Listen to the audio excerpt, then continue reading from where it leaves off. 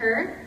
Her name is Monica Allen. Some of you may know her from a presentation that we did last week. So Monica is an awesome person. She's a marathon runner, and about 1.5 years ago, she was diagnosed with an inoperable brain tumor. Who knows what inoperable means? Yeah, you can't have surgery to take it out. So she's going to tell us a little bit about what it's like living with that, and also how she loves her brain, and how she doesn't let this stop her. Okay, you guys ready to meet her? Let's show her lots of respect. Here is Monica Allen.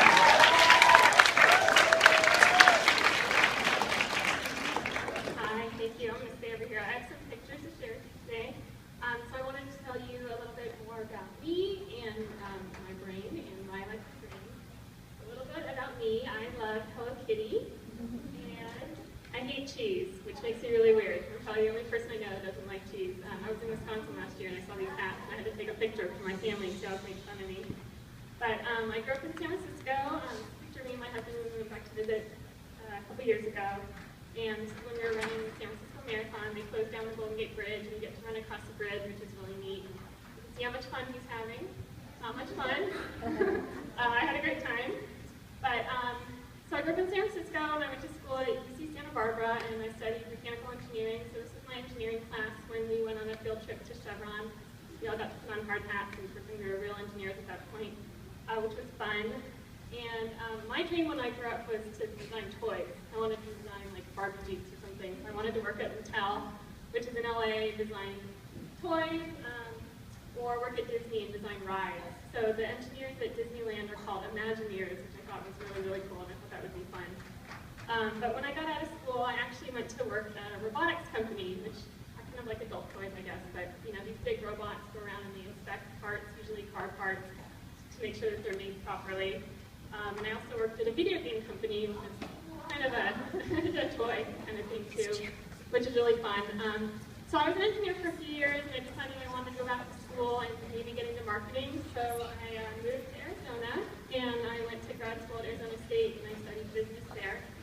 And Arizona is really where I really started to get into running. I joined a running group. I did my first 5K, 10K, half marathon. I really loved running there. And then a few years after that, I moved to San Diego 6 years ago, which is a perfect place for running. You can run year-round because it's so nice and it rains.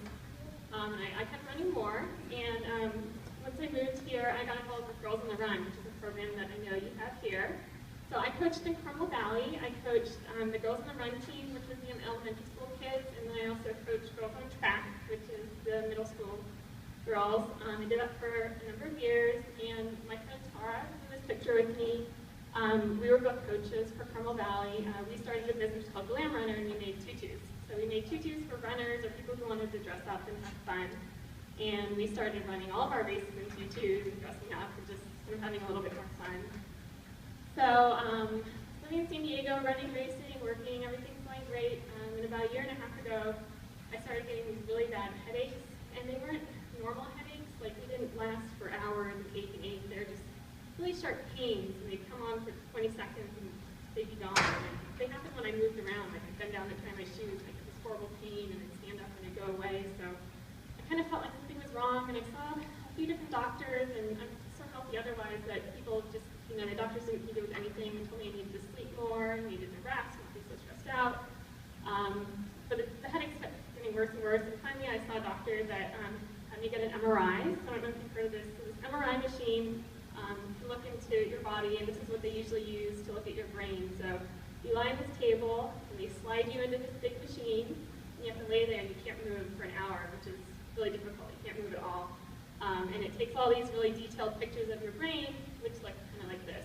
So this isn't mine, I found it on the internet, but it looks pretty similar to this. So with that imaging, they can look at really detailed pictures of the brain at all different angles and different pieces, like they look at little slices. So you can see a lot of detail of the brain. And when they looked at my MRI, that's when they saw that I had a tumor in my brainstem.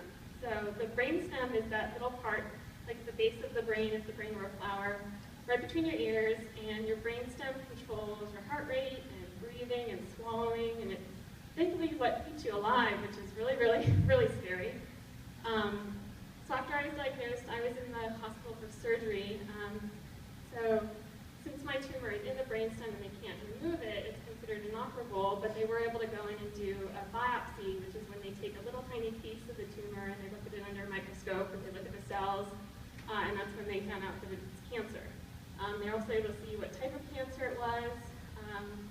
It's a lower grade cancer, which I guess is better for worse. But since I couldn't have surgery, I did radiation. So radiation is kind of like X-rays. You don't feel it, you don't see it. I would go in, you lie on this table, and you have this mask, and you can't move. Lots of not moving, this whole thing, for about 10 minutes while this machine goes around and shooting these rays at your brain tumor, and it's trying to kill them. You don't feel anything. It's just kind of weird to be in this room alone, not moving. But so I did radiation to try to kill the tumor. I also did chemotherapy. There's different types of chemotherapy. Some people have like IVs that drip in, and they have to do that for hours. Mine was pills. I had to take all these pills every night. I did that for about a year, which made me not feel so great. I was pretty tired, felt kind of sick sometimes, but I kept running. So this is the picture I think you might have seen before. This is the picture that got on the news recently. This is my friend Tara and I, who I still tunes with, running the LA Marathon. So this was while I was going through chemo, and I had been running before, and I wanted to keep running because it was something that was important to me. Although I was going through treatment, so I was kind of tired and felt sick, but I still wanted to run, so we decided to dress up like superheroes to kind of give us some strength. So we got through this race really, really slowly. My friend was great. Whenever I wanted to walk, she'd walk. I'd make an excuse and say, let's take pictures, which is an excuse to stop running, and we'd take pictures. And then after that, I did the Long Beach Marathon with my friend Barb later in the year. And then last month, we ran the Napa Valley Marathon as Mario and Luigi. So that was our attempt at Mario and Luigi. So that was pretty fun. But my friends and I really like dressing up for races. It just makes things a little bit more fun. This is when we dressed up like a bunch of minions. We also did a race this past, or not a race, but a run this past weekend for a friend of ours who's getting married. We all dressed up like garden gnomes. And then aside from tutus, we also have fun sometimes wearing crazy pants. We found these weird peacock pants and wore these for a race just because they're fun. And this is one of my favorites. I did another race where we all wore these cosmic cat pants. And you do a close-up on these. These are really awesome. There's cats flying through space. They sell these at Target.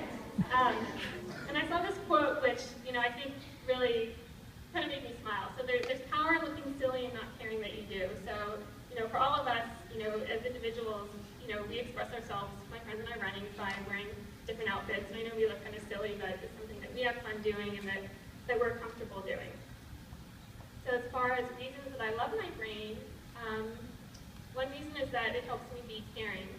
These are my two little doggies, Mika and Kona. Multi-poo and a peekapoo. Let's make peekapoo. I had to show a couple more pictures of my peekapoo. This is when she injured her paw, and they wrapped her up. She was like a little pirate with a little peg leg, so they just wrapped it up so she wouldn't lick it, but that was cute.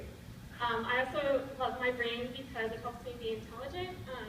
I wanted to be an engineer since I was a little kid, just like my dad. I wanted to grow up and be like my dad. And when I graduated with my mechanical engineering degree, that was like a dream come true. I also love my brain because it lets me be creative.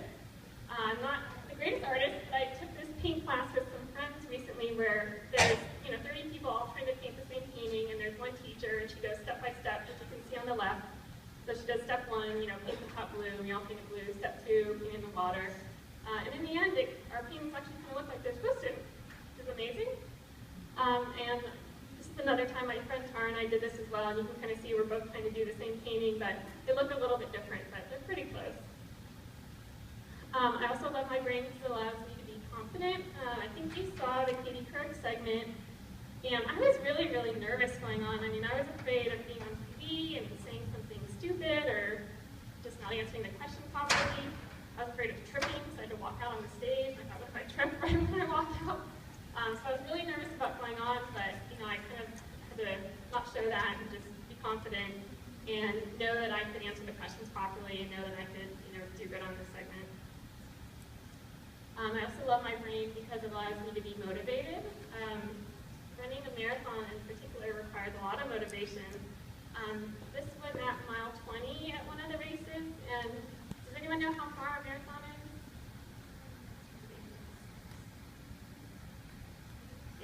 was 26.2 miles, which is like here to downtown San Diego. So a mile 20 in the race, that's kind of like when you get to 20, you know you're going to finish. You've gotten 20 miles in. You still have 6 miles to go, which is another hour. So just staying motivated and staying positive and keeping yourself going forwards for the finish line is really important. I also love my brain because it allows me to be brave. I'm somewhat afraid of heights, so see this building, that's the Manchester Grand Hyatt, downtown San Diego. And I did an event where we rappelled down the side of it, and it was part of a fundraiser for brain cancer research, which was terrifying, but then once it was over, I thought, okay, I'm so glad I did that. It wasn't as scary as I thought. I didn't look down much, I just kind of looked at the wall halfway down, and then when I got closer, I looked down. I love my brain because it allows me to be supportive. When I'm not running races and I have other friends who are running races, I love coming out to cheer them on. My friend Simone was running her first half marathon. She has a little pug. Can't really see the picture in the top, but my friend and I came out and we had signs and we cheered her on and we cheered on the other runners, which was a lot of fun. My other friend Allison has a sign that says free high fives, which a lot of people took. It was free. And I love my brain because it allows me to be optimistic. So, you know, I have an inoperable tumor, which is an incurable cancer, which means that right now they said that there's no hope for a cure, and that I'm always going to be living with cancer as long as I can, which is like really, really, really scary. But I try to focus on the fact that today I feel fine, I'm healthy, I go to work, I can still run, and that so much research is being done with cancer that we're making advances every day, and I'm just hoping that someone can look at a cure soon. So, you know, doing some of these fundraisers that raises money for brain cancer research is important to me. So I'm hoping that they'll have some sort of treatment in the future and that I can keep on running and wearing tutus and looking silly with my friends. So, thank you.